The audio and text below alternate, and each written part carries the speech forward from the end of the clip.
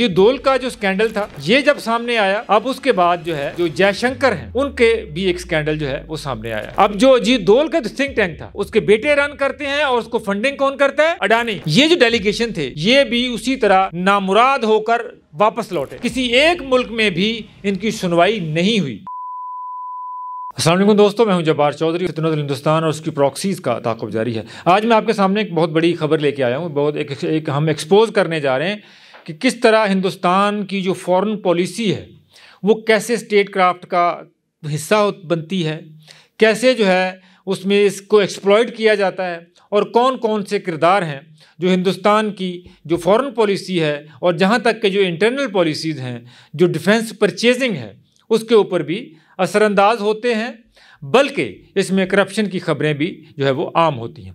मैंने आपको पहले इसी अपना चैनल के ऊपर ये बात बताई थी कि किस तरह जो अजीत दोल के बेटे हैं वो एक इनका बनाया हुआ एक थिंक टैंक चलाते हैं और वो थिंक टैंक जो है जो डिफेंस की परचेजिंग होती है, जो दिफाई सौदे होते हैं, उनमें से किस तरह इन्फ्लुएंस करके जो है मनपसंद कंपनियों को ठेके दिलवाते हैं और फिर उनसे जो हासिल होने वाली रकम है उसको जो है वो केमन आइलैंड में जो अपना अजीत दोल का ही बेटा है उसके अकाउंट्स हैं, वहाँ पे ऑफशोर अकाउंट्स हैं, उनमें डालकर जो है वो साइड पे कर दिया जाता है।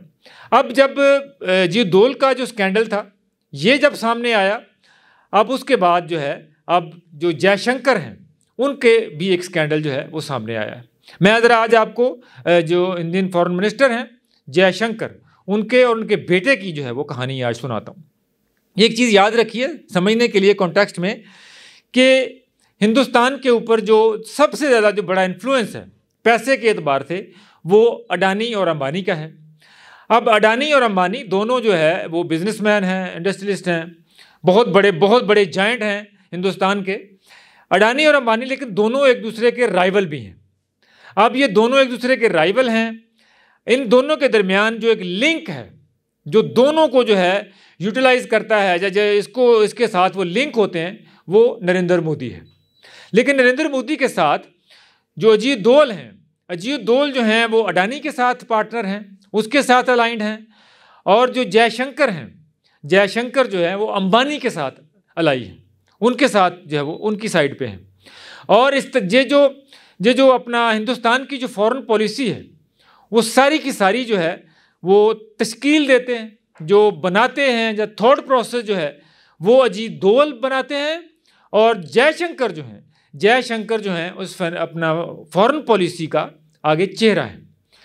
अब दिमाग और चेहरा जो हैं ये दोनों जो है एक रहे जब तक कि हिंदुस्तान की फॉरेन पॉलिसी काम करती रही, यानी कि हिंदुस्तान के लिए दुनिया में जो है वो उसकी कामयाबी रही, दुनिया के साथ ताल्लुकात बेहतर रहे।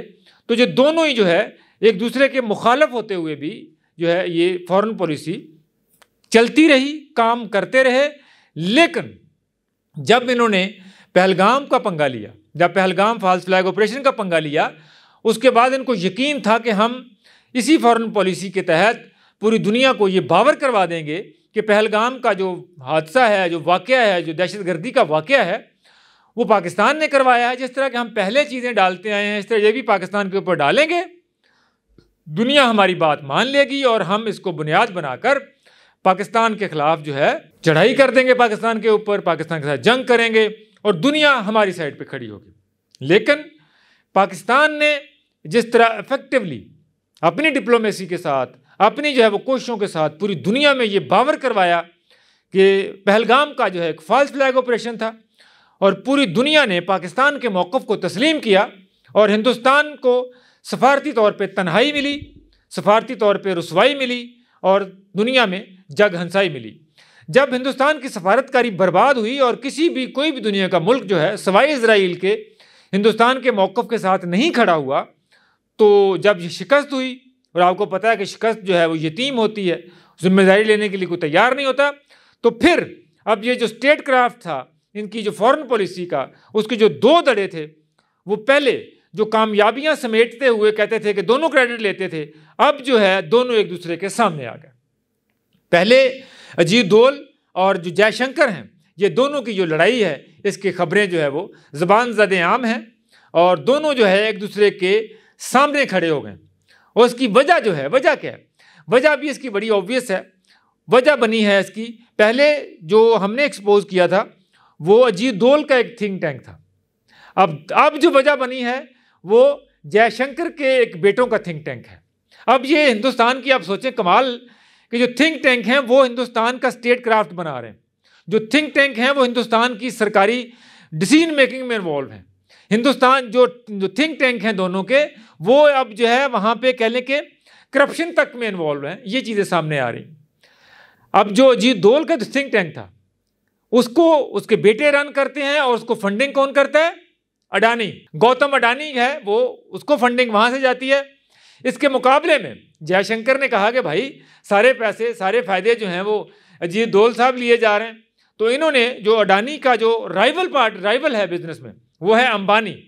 तो मुकेश अंबानी ने ORF नामी एक थिंक टैंक जो है उसको फंडिंग की, उसको बनाया। और अमेरिका में जो जयशंकर का बेटा है वो इस ORF का थिंक टैंक का जो है वो वहाँ पे उसका हेड है, वो उसको चला रहा है। अब जब स्कैंडल सामने आया है वो ये है कि जो ORF है उसने इस फॉरेन पॉलिसी को मैनिपुलेट करने के लिए जो है वो मुख्तलिफ किस्म की, ना सिर्फ USA में बल्कि नेपाल में, बांग्लादेश में और बाकी जो मुल्क हैं इसके, वहाँ पर जो फ्रांस तक में, रशिया तक में जो है इसने असरअंदाज होने की कोशिश की, जिसके के बुरे नतीजे निकले।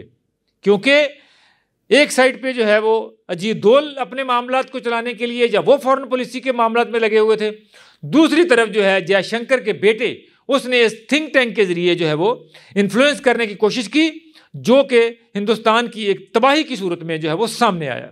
अब ये चीज़ें ज़बान ज़दे आम हो गई हैं कि जनाब किस तरह जो कम्युनिकेशन गैप थे उसको एक्सप्लॉइट किया। और ये हमने देखा कि इसके बुरे नतीजे हमने उस वक्त देखे जब पहलगाम फॉल्स फ्लैग ऑपरेशन और ये जब ऑपरेशन सिंदूर किया और पूरी दुनिया जब हिंदुस्तान के मुखालिफ हो गई, तो हिंदुस्तान ने जो है वो अपना पार्लियामानी डेलीगेशन तश्कील दिए, पार्लियामेंट डेलीगेशन तश्कील दिए ताकि ये 52 रुकनी एक अपना डेलीगेशन मुख्तलिफ अपना टुकड़ों में बांटे और इनको दुनिया के मुख्तलिफ ममालिक में भेजा। जिसमें हमने देखा, आपने कुछ देखा जिसमें शशि थरूर जो है वो अमेरिका में गए, इसी तरह कुछ और जो थे इनके असदुद्दीन अवैसी वगैरह वो यहाँ पे सऊदी अरब और कुवैत वगैरह में गए।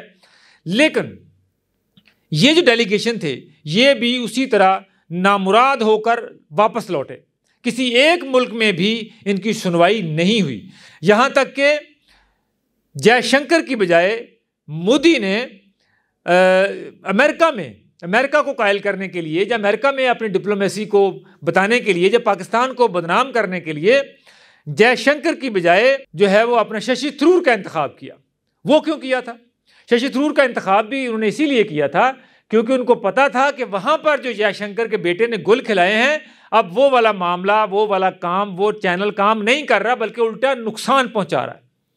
वो इतना नुकसान पहुँचाया कि जो इंडियन डायस्पोरा था जो बाहर अमेरिका में, वो डायस्पोरा भी जो है वो सवाल खड़े करना शुरू कर दिया।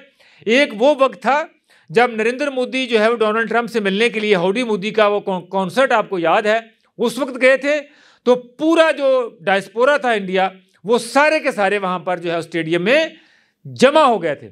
और एक वक्त वो आया कि जब शशि थरूर जो है वो लूर फिरता रहा वहाँ पे, बजन के फिरता रहा वहाँ पे ताकि उसको कोई एक एंगेजमेंट मिल जाए ट्रंप इंतज़ामिया की तरफ से, वाइट हाउस का कोई एक अहलकार ही जो है उससे मिल ले ताकि वो तस्वीरें बना के अपनी जो बात करने आया वो उसको बता दे।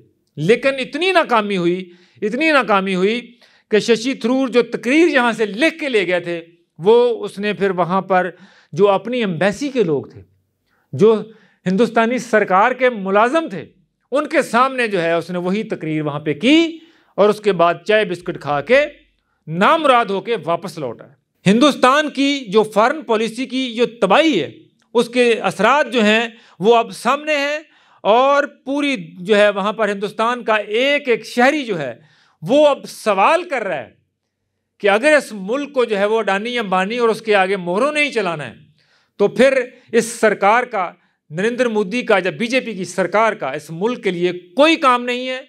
और इसीलिए वहाँ पर जो है वो अब सारी की सारी जो है जो लोग हैं वो इस सरकार के ख़िलाफ़ मोबिलाइज होना शुरू हो गए। तो ये एक बहुत बड़ा एक्सपोज सामने आया कि किस तरह अबानी फंडेड जो एक थिंक टैंक है ORF, उसने किस तरह हिंदुस्तान की पॉलिसियों के ऊपर असरअंदाज होके उसको अपने वेस्टेड गेन के लिए इस्तेमाल किया। और आपको ये भी पता है ना कि अडानी और अंबानी का जो अमेरिका में जो गौतम अडानी हैं वो अमेरिका में जो है वो बैन हैं, अमेरिका में उनके पूरे केसेस हैं, और इस वजह से वो चाहते हैं कि हिंदुस्तान जो है वो अमेरिका के करीब ना जाए, हिंदुस्तान अमेरिका के करीब ना जाए। लेकिन जो जयशंकर हैं, जयशंकर के अपने सारे इंटरेस्ट जो हैं, अपने सारे जो इंटरेस्ट हैं, उनके बेटे वहाँ पर हैं, नेशनल हैं, उनके सारे इंटरेस्ट हैं कि हिंदुस्तान जो है वो अमेरिका के करीब रहे। तो ये फ्रिक्शन जो है ये भी इस कदर ज़्यादा हो गई है कि जो फॉरेन मिनिस्टर हैं वो खींच रहे हैं हिंदुस्तान को अमेरिका की तरफ, और जो अजीत डोल हैं वो खींच रहे हैं हिंदुस्तान को रशिया और चीन की तरफ। तो ये खींचातानी में जो है वो किसकी कह लें कि चोंच गुम होती है और किसकी दुम गुम होती है, ये हम आने वाले दिनों में देखते रहेंगे, हम इनका ताक़ुब जारी रखेंगे। लेकिन फ़िलहाल ये जो अपना थिंक टैंक की जो पॉलिटिक्स है, इसने हिंदुस्तान को तबाही के दहाने पर ला खड़ा किया है।